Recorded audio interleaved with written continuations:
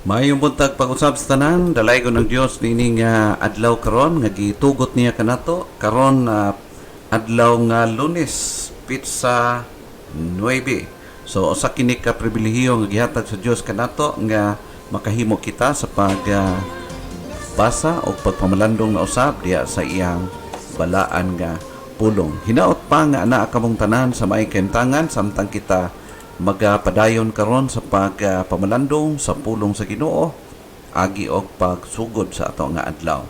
Magatugyan una kita diha sa Ginoo pinagi sa pagampo. Amahan o Dios nga langitno, nagapasalamat kami sa imong kaayo sa among kinabuhi. Salamat o God niini nga pribilehiyo nga makapakiuban na usab sa matag usa diha sa ilang panimalay pinaagi sa radyo o sa mga cellphone. Hinaot pa o Diyos nga imong pulong, padayon mga kitagluna, diha sa kasing-kasing sa matag usa, especially o God, nga ang tanan, naghigugma sa imong pulong, padayon nga magasunod, maga-follow, o mabless pinaagi nining mga pagtuon. Kini among gitugyan, o ba ng pagpasalamat diha kanimo, in Jesus' name. Amen. Padayon kita nagahisgot may tungod sa pag-review, no? Sa pag-re-examine sa ato ang mga basic kaayo nga mga natun-an as foundational nga mga pagtulunan nga mao ang naghatag kanato og paglaom sa ato ang mga pagkinabuhi. Re-studying the basics, part 2. Now, higala ang ato ang matutukan karon mao ang pag-ligon, pag-strengthen sa ato nga hope, sa atong paglaom diha sa Ginoo. Sometimes ang atong paglaom ma-divert, no? Di nato, instead of having our hope in God, usahay mabutang nato sa mga butang niining kalibutana, which is mga temporaryo lamang nga mga butang. Instead nga ang atong hope diha lang gyud sa Ginoo ang pinaka-ultimate nga kalipay o paglaom natong tanan. Now, ato ma-observe, kung maga-observe kita sa atong kapanahunan karon, makita nato ang kining kinaiya o attitude sa mga even sa mga Kristohanon or labaw sa tanan sa mga katawhan. Mostly, no? Ma-observe nato ang kinatawag nga apathy diha even sulod sa mga kasimbahanan, no?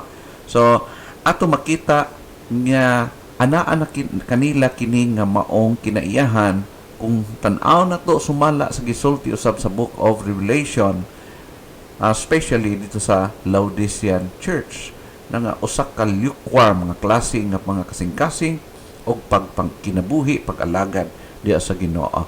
Now, apathy sa akong gisulti in the past, meaning lack of interest, lack of concern, or indifference, impassiveness with regard to godly matters.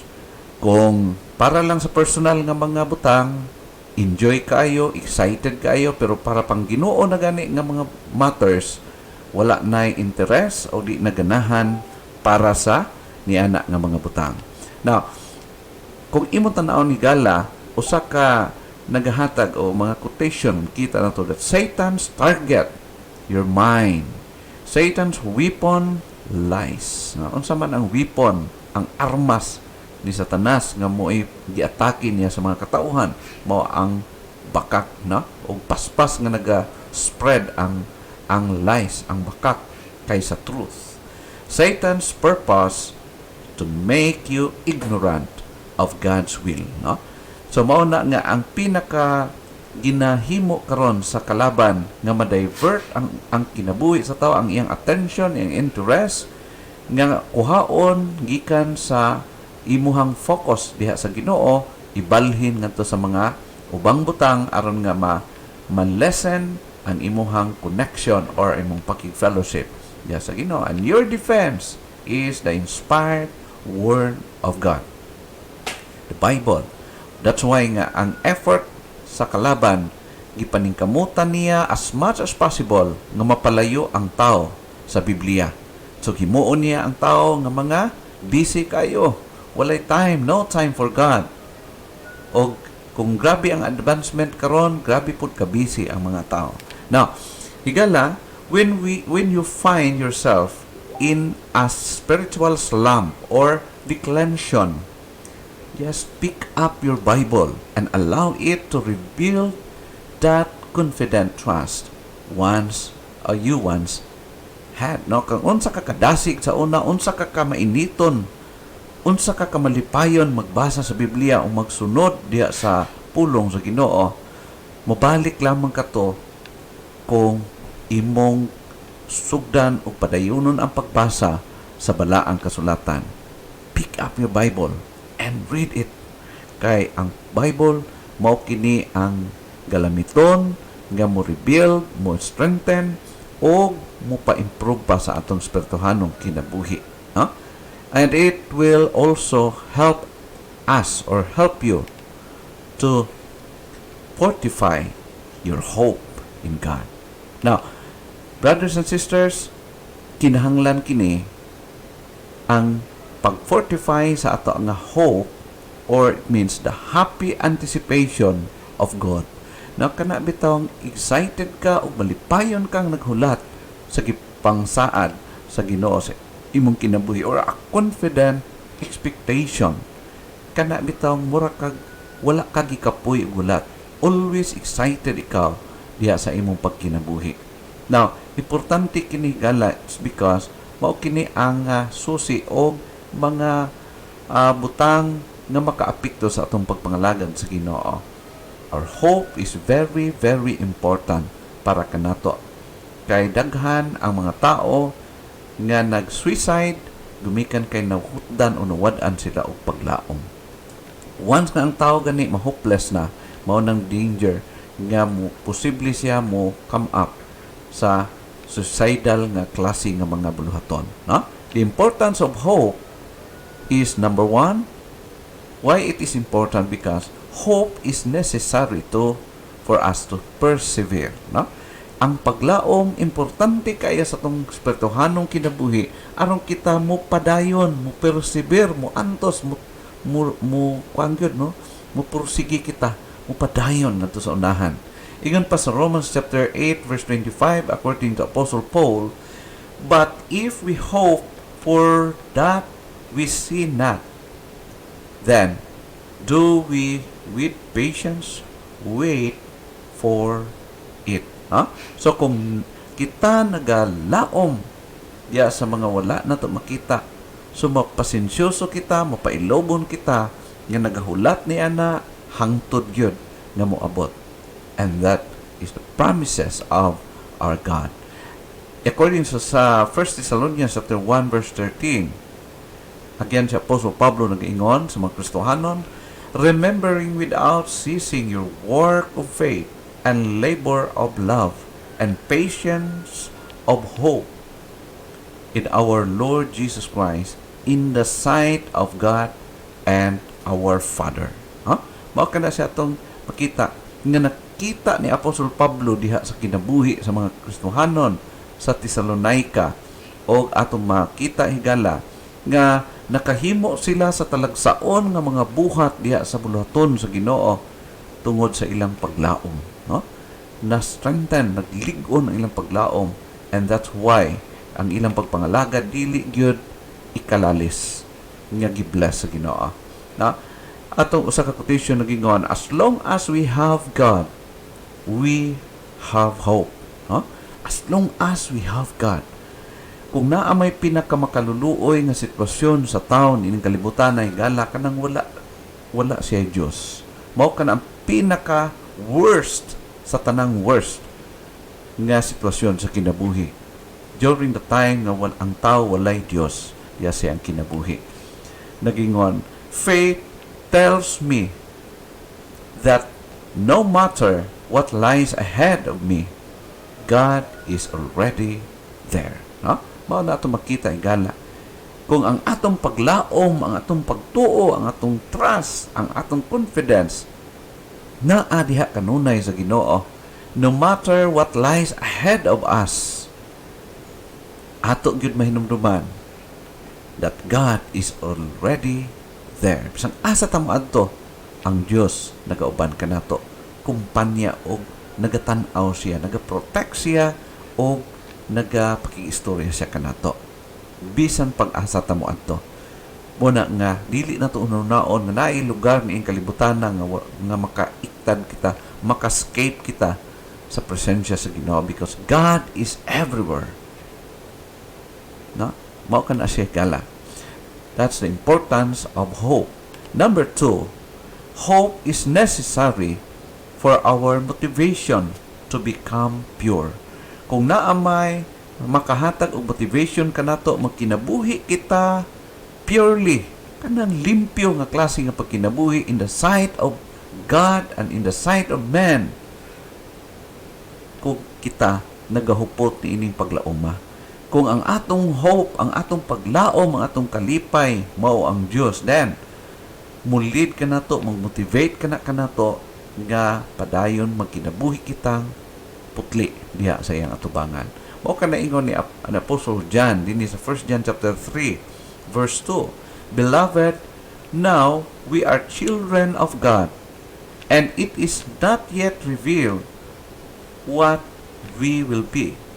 But we know that when He is revealed, we will be like Him, for we will see Him just as He is. No? Ato makita nga ang ingon nga mga anak sa Ginoo, ingon nga mga katawhan sa Ginoo, ang ato gyud nga paglaom na adihak gibutang sa Ginoo. O tungod ni anak nga paglaom mo tabang kanato maka assist kanato, no, nga mainganyo kita, magmasing kamoton kita sa atong pagkinabuhi nga putli balaanon tama nga pagkinabuhi in the sight of God kung ang atong hope diha nato gibutang sa Ginoo. Ingon sa verse 3, everyone who has this hope set on Him purifies himself even as He is pure. Kung ang atong hope, ang atong paglaom na adiha sa Dios, ang Dios mo atong gilauman, ang Dios mo atong kalipay, then ang atong pagkinabuhi maputli atubangan sa Dios. Tungod kay nakasabot kita, nakabalok kita nga ang atong Dios is balaan. He is holy, He is pure. Then kung siya ang atong paglaom hingganla, no reason for us magkinabuhi kitang hugaw. It's because our God is a holy God and He is pure. Therefore, in result, magkinabuhi po kitang putli in the sight of God. Now, the importance of hope, ikatulong rason. Why hope is so important para kanato? Because hope is necessary to increase opportunities to evangelize. Kung ang atong paglaom medyo nagalig-on, naga-improve, nagatubo, nga diha lang yun sa Ginoo higala, ang sigurado nga epekto usab niya na is dit, nga mo improve ang atong interest, mo improve ang atong desire, nga maka-reach out kita, mapaabot na to kana nga gospel, ang paglaom nga atong nahuptan, mapasa na to nga to sa uban, ma-share na to nga to sa uban, in any way we can. Mao kana siya gala. Dili kana paglaom nga para lang sa atong sarili, kundi para usab sa uban. Og mo challenge kanato nga ma-share nato nga to sa uban ang mga paglaom nga dapat ma-enjoy, supposed to be. Una, di lang kanimo, but sa imong pamilya, at the same time sa imong mga kahigalaan o tanan nga mga tao nga ma-meet nimo sa imong tibuok kinabuhi.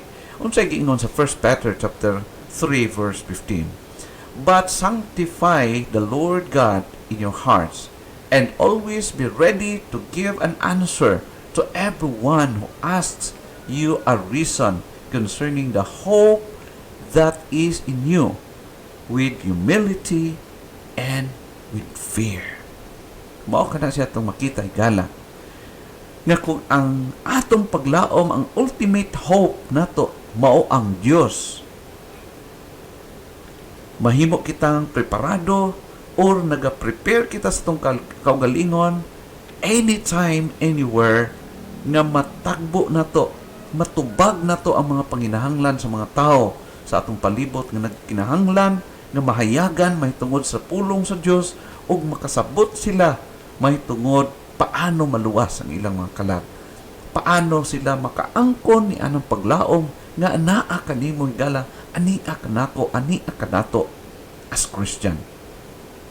Mo na ingon sa pulong sa Ginoong Apostle Peter, sanctify the Lord God in your hearts and always be ready to give an answer to everyone who asks you a reason. It means to say, everyone who needs explanation and reason, nganong malaumon ka, malipayon ka, bisan pobre, malipayon ka sa pag-alagad, pagkinabuhi. It's because you have that hope nga mao ang Ginoo sa imong kinabuhi. You know what, brothers and sisters, friends, without hope, we not only lose our soul, but we won't be any good for saving others. Kung kita mismo nagkinabuhi, ingon nga walay paglaom, dili lang atong sarili ang napildi o na pabayaan, labaw na gyud nga wala tay concern, wala tay interest nga ang uban mabless usab pinaagi sa atong pagkinabuhi, no? Mao kana siya gala.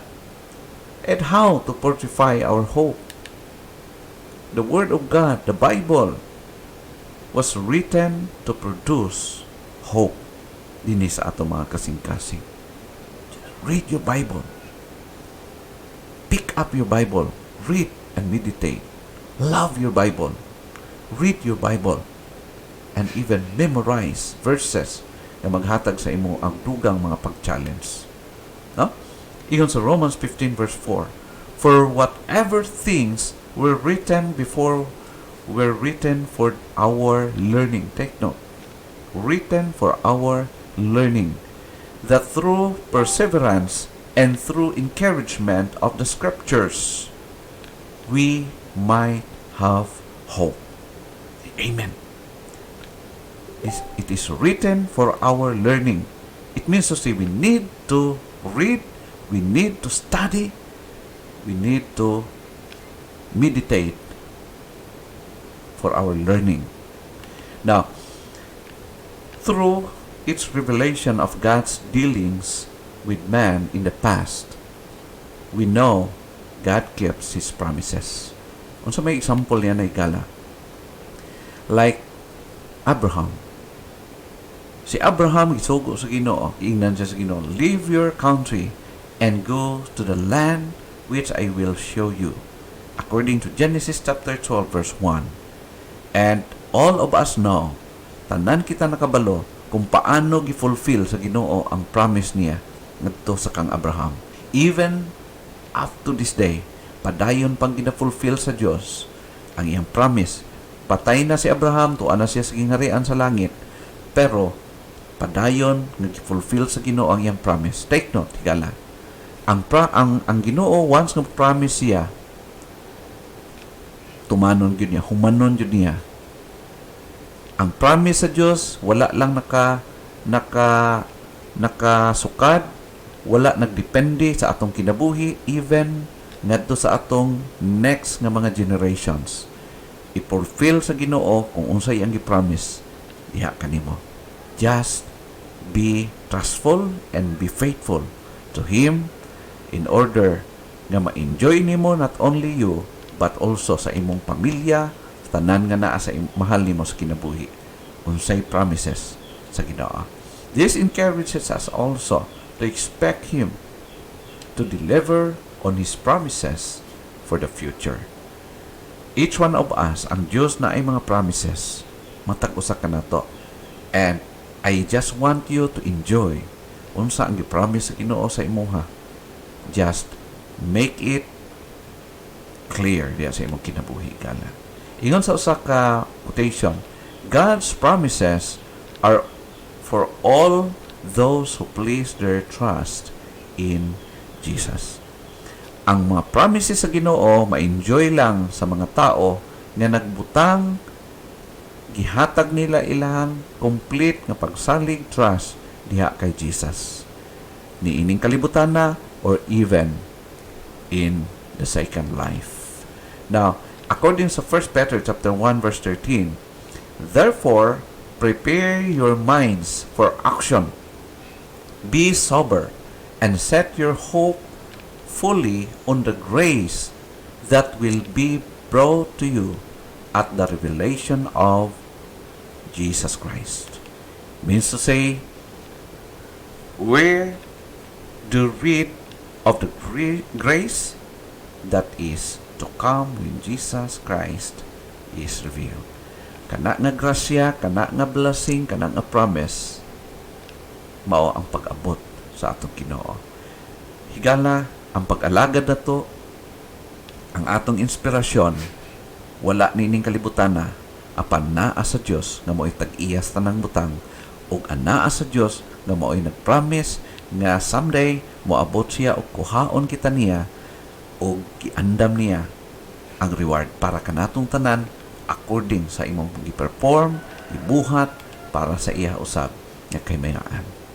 Remember, nothing fortifies our hope better than those wonderful passages that reveal the eternal destiny of the Christians.